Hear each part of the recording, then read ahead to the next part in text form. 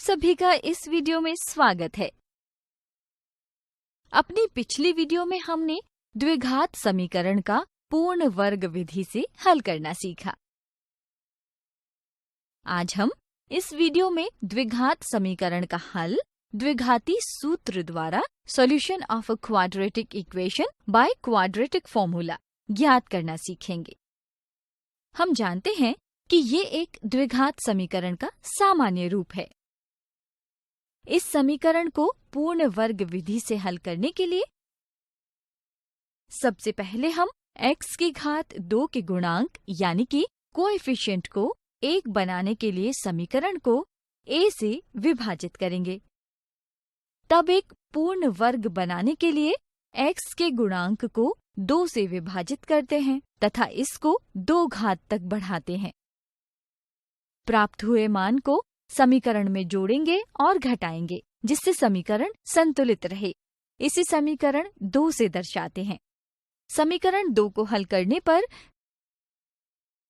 दाएं भाग में b की घात 2 घटा 4ac बटा 4a की घात 2 मिलता है। व बाएं भाग को द्विपद के वर्ग यानी कि स्क्वायर ऑफ बायनोमियल के रूप में व्यक्त करने पर हमें समीकरण का ये रूप प्राप्त होता है। इस समीकरण का हल निकालने के लिए हमें क्या करना होगा?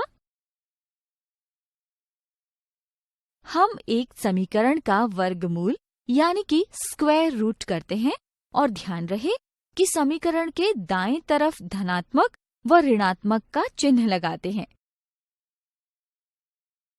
क्योंकि जब हम 3 व ऋणात्मक 3 का वर्ग करते हैं तब हमें 9 प्राप्त होता है, लेकिन जब हम 9 का वर्गमूल करते हैं तब धनात्मक व ऋणात्मक 3 प्राप्त होता है। इसलिए समीकरण 3 को हल करने पर हमें यह समीकरण मिलती है।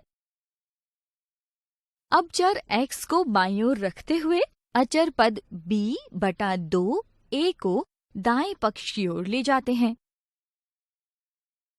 सरल करने पर देखते हैं कि हमें x बराबर घटा b धनात्मक व ऋणात्मक b की घात 2 घटा 4 ac का वर्गमूल बटा 2a मिलता है, जिसे समीकरण 4 से प्रदर्शित करते हैं।